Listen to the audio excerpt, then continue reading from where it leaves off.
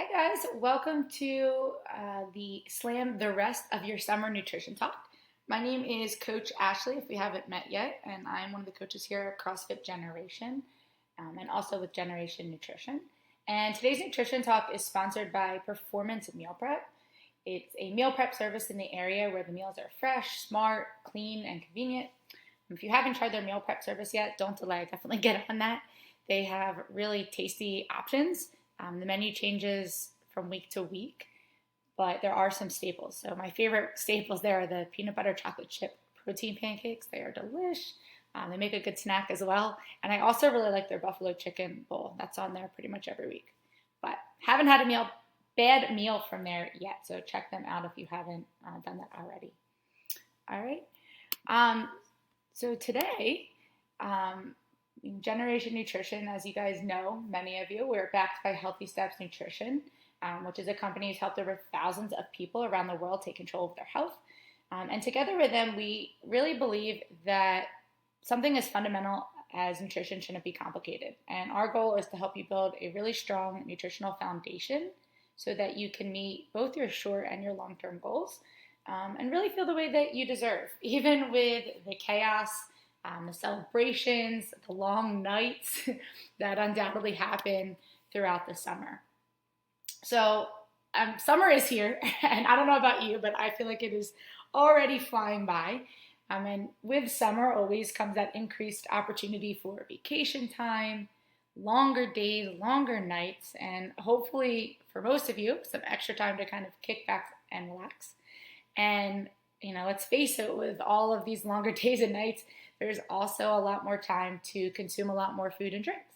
So I don't know how many of you out there find yourself eating and drinking more in the summer, but I certainly do find myself doing the same.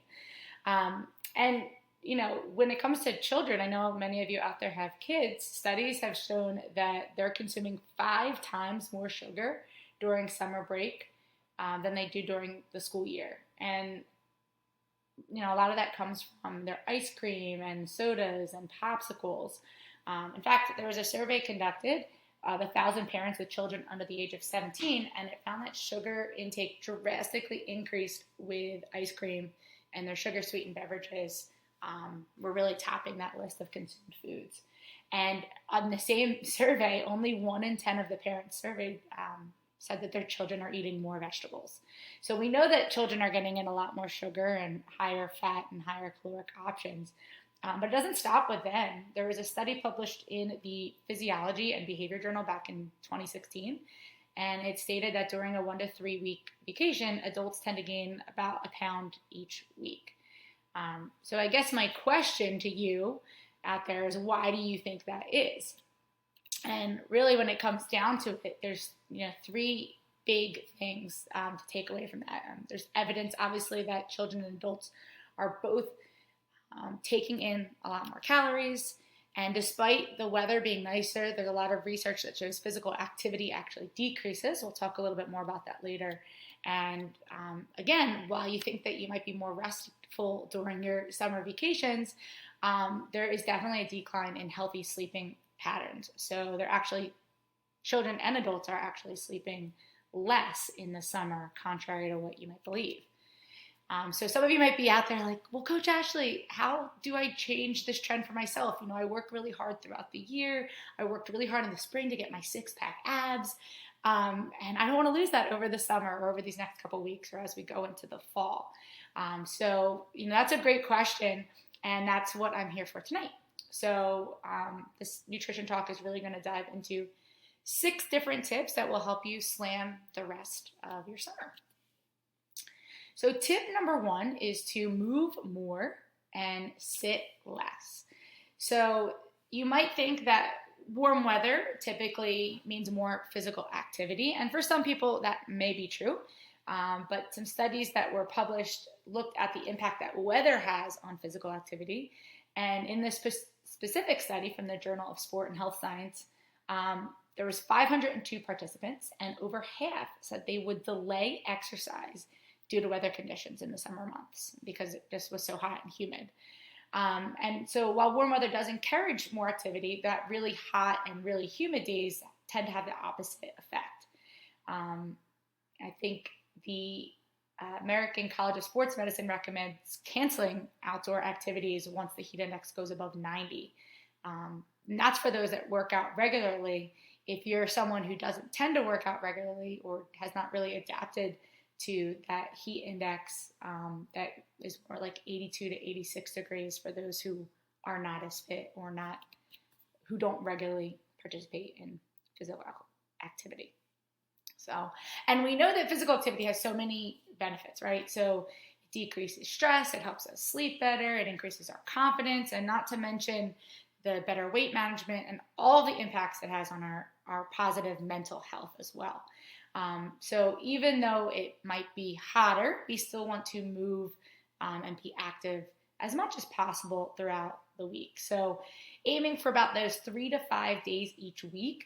And it can look different for everyone. It can look different each day. So maybe it's a brisk walk for 30 to 60 minutes. Maybe you go swimming on another day. Maybe you get into the gym and you are coming to CFG to lift weights some days. There's some pictures on here. We have Coach BJ did a triathlon with one of our members, Stacy. And on that bottom, you can also see Coach Barry there just being active and having a little frisbee catch with his son on the beach. So being active doesn't always have to look the same way. It doesn't have to be a consistent routine in the summer, but we want to make sure that we are consistently finding ways to move and finding ways to move when it's enjoyable, right? Because when things excite us, it's easier to stay consistent. So tip 1, move more, sit less. Tip 2, though, is keep cool in that extreme heat, right? We're trying to slam our summer. We want to enjoy our summer. And it can be dangerous when it's super, super hot, especially people with chronic medical conditions. So there's a lot of increase in hospital admissions due to heat-related illnesses throughout the summer. And especially, again, those with cardiovascular or respiratory issues. So it's crucial to kind of keep cool in order to have a very healthy summer. So if you look to find areas that have cooler temperatures, maybe in front of a fan or in air conditioning would be ideal. Or if you see here, Coach Jocelyn is with her sister-in-law under a canopy at the beach. So trying to stay cool is important. And additionally, staying hydrated, and we'll talk a little bit more about this later, but that can definitely help us regulate our body temperature better and help keep us from overheating. So checking the weather before you head outside and decide what outdoor activity you do might be a really great way to help have a slam summer. So tip number 3, and I'll spend a little bit more time here, is eating a well-balanced diet. And we know that this is true throughout all of the year, right? And a lot of you have maybe had a little journey where we set a goal. Maybe it's to lose weight or to gain muscle. And in the past, we've talked about, the cycle of unsustainable diets. So a lot of people work hard to lose weight throughout the spring, throughout, after the holiday season. They make that New Year's resolution and they work really hard, but they don't create sustainable habits. And we see this a lot. So, like maybe right before the spring or right before the summer, you're like, I want to get my 6-pack abs for the beach. And you're working really hard for a week or two because that vacation's coming up. You get inspired and, do all the right things. And you may lose some weight, but then you go on vacation and then we don't create these habits haven't been sustainable. And so we just kind of gain that all back.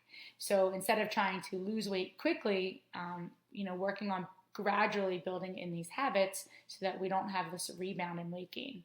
And the big thing that we continue to preach here in Generation Nutrition and with HSN is following that plate method, right? And we talk about this a lot here at CFG, but finding that plate method is really going to help you keep that balanced diet throughout the summer, right? So if you're unfamiliar with it, the plate's here on your screen. We're going to fill up that half of that plate with vegetables, right? Non-starchy vegetables. And we want to eat those first. Eating your vegetables first, make sure that we get them in, right? Then another quarter of your plate on that bottom right side there is your lean proteins. So we want to eat them second, right? So that's your chicken, your grilled chicken, your steak, your fish, all of those lean proteins. And then the next quarter of your plate is those starches. So those are things like rice and sweet potatoes, um, filling up a quarter of your plate there. And then always adding in some of those healthy fats like your healthy oils and avocados. But the cool thing about this throughout the summer following this method is you can really do this anywhere, right? You can shape your plate here at a barbecue, at a kid's birthday party, just your normal family meal. And even when you go out to eat, right, you can certainly create a plate that looks like this, and it doesn't require a lot of extra work or time to eat this plate method. So staying mindful of this throughout the summer is going to be really helpful in helping you eating a well-balanced diet. All right, that brings us to tip 4. And tip 4 is rethink your drink. And if you were at Coach Zach's Nutrition Talk last month, about a month ago, you may have been surprised, or you may have learned that a glass of lemonade has about 6¼ teaspoons of sugar. A Coke has about 10¼ teaspoons, and like your average Starbucks frappe has like 20 teaspoons of sugar.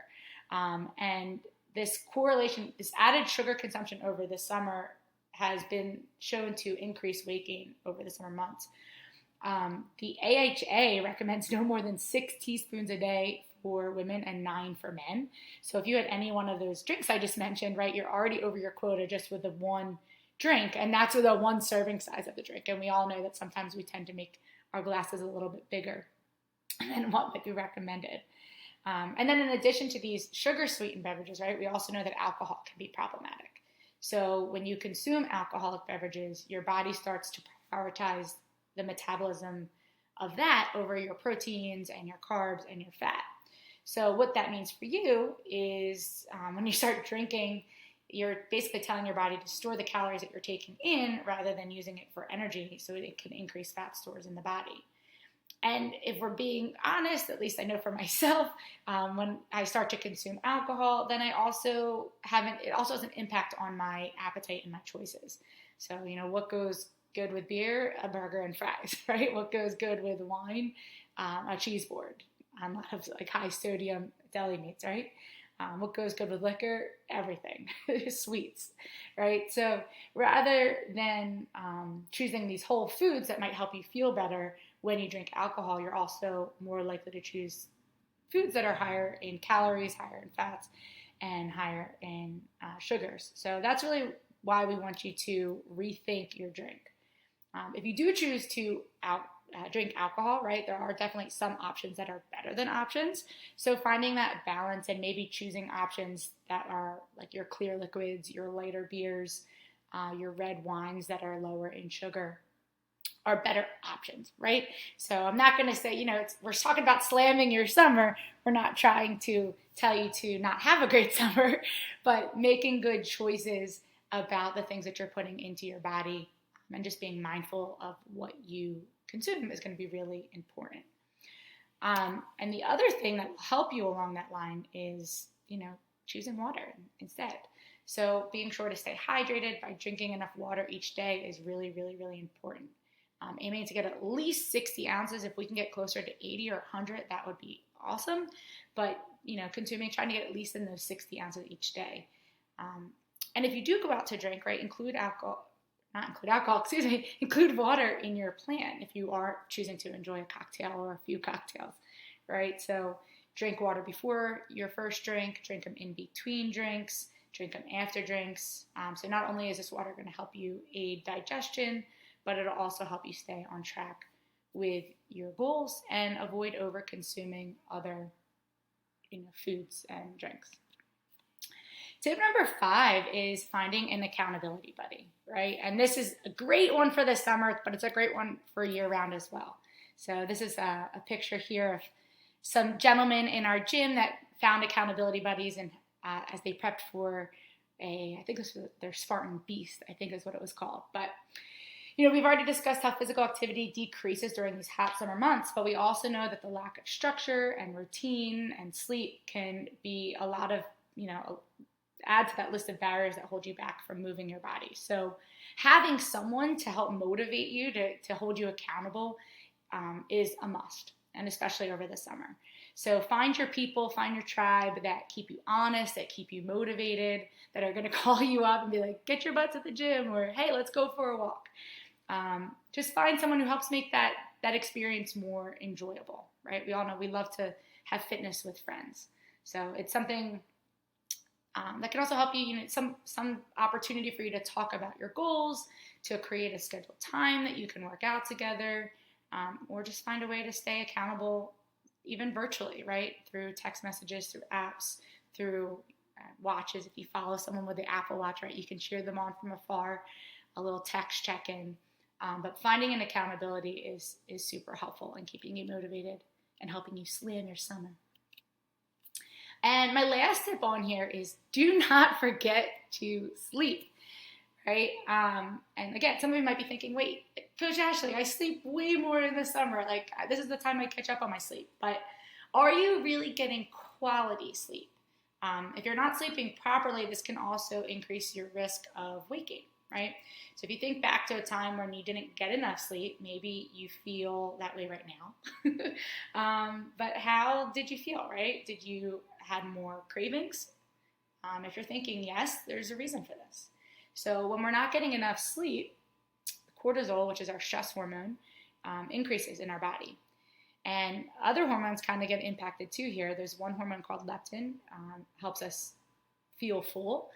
This hormone will decrease when we don't sleep properly, and ghrelin, which is our hunger hormone, increases. So in summary, we are prioritizing the storage of fat and water in our body due to the increased cortisol, and we are less full and we are more hungry. So the shift in all of these hormones due to the lack of quality sleep can increase your overall feelings of those intense cravings that we get, and just your overall food consumption in general. So it's no wonder that a lack of sleep really increases our chances of being overweight. So sleep experts recommend that children get at least 9 hours of sleep each night. Teenagers need a little bit more than that, maybe like closer to 10 hours if possible, 8 to 10 hours. And adults should be getting at least 7 hours of sleep. But if you have performance goals, you would likely want to get more than that in. And I know that's very difficult for some of you, especially parents. But doing your best to get that quality sleep is going to be really important. So a couple things that might help you there is setting that sleep schedule, trying to go to bed and wake up at the same time every day. So, for me, I'm a teacher, and it would be really nice to sleep in every day, but I still kind of follow my routine of getting up and going to the gym, at 6 a.m.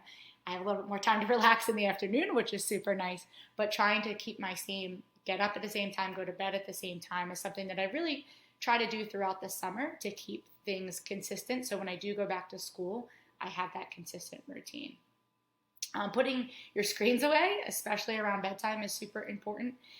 There's a lot of evidence that show that the blue light from the screens and our electronics help decrease our melatonin production, which decreases the quality of our sleep. And we also know that we get distracted by social media, right? We might scroll at night, or we might get really into a movie or something that we're watching, and that will keep us up longer and prevent us from going to bed on time. Creating a really cool, dark environment that helps you fall asleep is a good thing to do. Temperature and environment are more important than we think, actually, when it comes to sleeping. So like that 68 to 70 degrees is recommended. And that's why sometimes in the summer, right, these hot temperatures can really impact our sleep, especially if you're in a place where there's no air conditioning.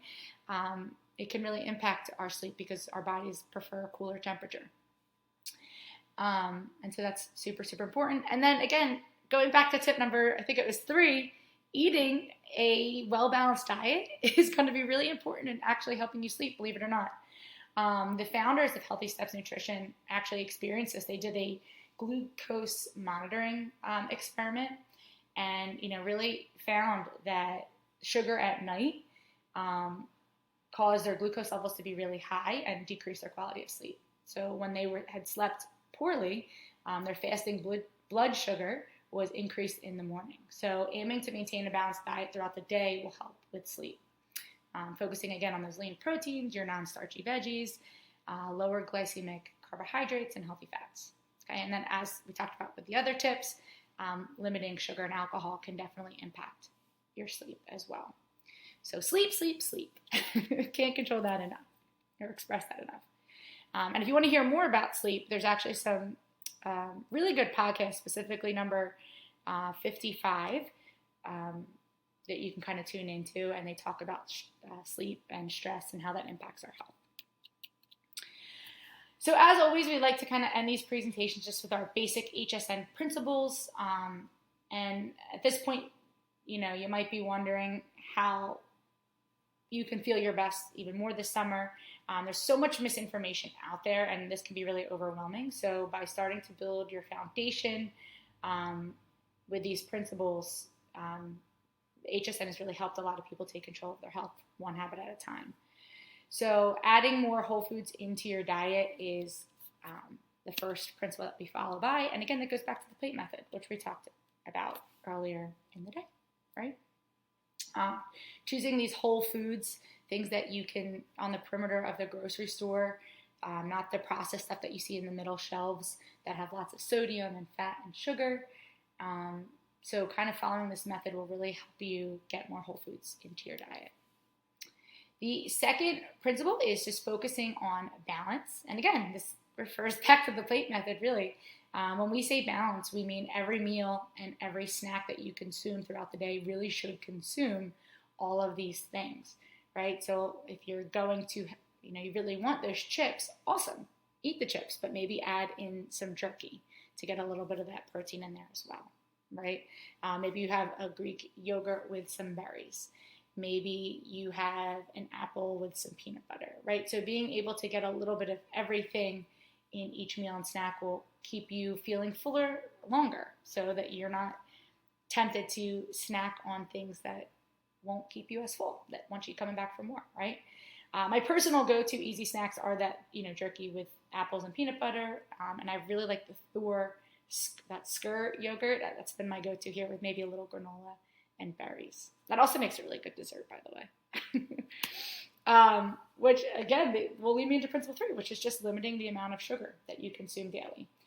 Again, Coach Zach touched on this, but the AHA recommends no more than 6 teaspoons for women and 9 for men. The average person consumes over 150 pounds of sugar each year, which is about 46 teaspoons per day. So we are way over the allotted amount because it's housed in everything. And sugar is super addicting, and it's hidden in a lot of products that, with a lot of different names. So just being mindful of that and knowing where to look is going to be really important. So some of the questions we get is, what should I eat around my workout? And we want to eat carbs and protein. Fueling around your workouts to gain muscle and lose fat, increase energy, really any health and fitness goal, it's going to be important to eat before and after you exercise. So aiming to have those healthy carbs and proteins before and after your workout is going to be key. It's like if you don't put gas into your car, it's not going to run, right? So I know sometimes people talk about working out fasted, but that's not the best way to go for your body. We want to make sure that you put food in before we work out, and we want to fill it back up, or refuel our tank, so to speak, with more protein and carbs afterwards. Trying to avoid some of those fats immediately after a workout would be ideal because it can slow down your digestion. So protein and carbs. Second question we get a lot is, but I hate veggies and half my plate are supposed to be veggies. What do I do? Heard that a bunch of times. Yeah, fortunately for me, I love vegetables. But I know for some of you and maybe some of your kids, that's always an issue. But maybe you just haven't found the way that you like them yet. So I have fallen in love with my air fryer. Air fried green beans, air fried Brussels sprouts, air fried broccoli, gives it that crunch. But you can do the same thing if you don't have one of them in the oven or on a grill if you have them. And also try seasoning them, right? There's a lot of like oregano, cinnamon, even for like carrots and sweet potatoes. Garlic powder. My favorite. So little herbs don't add a lot of calories, but they can add a lot of flavor. And you can also look to add veggies into recipes like smoothies. I put spinach in my smoothie every day, and I would never know that it was there if I didn't make it myself. So great way to add more veggies in. And then the last question we get a lot is, where do I start? And that's a really great question. So, and Coach Barry over here is going to say, start with one thing at a time. Maybe it's something you already have done, or maybe you have something in mind already, or maybe it's something that I talked about today. Maybe it's just drinking more water. Maybe it is drinking one less alcoholic beverage. Maybe it is adding more vegetables to your plate. But start with one thing at a time. Don't overwhelm yourself. But the other thing, I'll give us a little ploy here, is hire a nutrition coach. And I'm sure Bern would tell you the same thing, right? The best and fastest way to reach your goals is to work one-on-one with a nutrition coach, because we can help build an individualized plan just for you. So, if you're thinking, well, what about all those barbecues and parties and vacation? I just have so much going on this summer. There's just no time for me to meet. I would respond to you and say, well, that's the perfect time to hire a nutrition coach, because we can really help you navigate those situations and fit nutrition into your lifestyle to make sure that you reach your goals. And in a sustainable way, right? We're looking to make this habits last, not just for the summer, but for a lifetime. So it allows you to kind of stay mindful and be in control, having fun while feeling your best. So you know that there are 6 of us here at CFG that are just waiting to work with you. We all have different personalities. We have different coaching styles. We have a lot of different options depending on your needs. So you can contact any one of us at any time. We would love to sit down with you. You can schedule a free intro where we'll just talk about our process and talk about your goals and how we can help you achieve them. So reach out to us at any point. So kind of in conclusion here, the summertime is a time really where we can enjoy our longer days. It's a time that we can spend with more time with family, with friends, going to Phillies games, working out, going to the beach. And it's also just, a time where we can relax and enjoy time with our loved ones and our fur babies when possible. But, this should also be a time where we want to feel our best. And it's also perfect time for us to create really simple and sustainable habits that you can maintain all year round. The summer is really a great time to, reflect and set up these habits, because we do have a little bit more time, most of us, to really work on them. So let's really try to finish this summer off strong and maybe implement just one of those tips that I gave you, whether it's sleeping more or whether it is finding more time in your day to move. Maybe earlier in the morning when it's cooler, right? But find one tip that you can kind of hang on to and try to work on that as we enter into the fall, and then we can build from there. So if you have any other questions or any ideas or comments or suggestions, we would love to hear them. Please don't hesitate to reach out to me or one of the other coaches.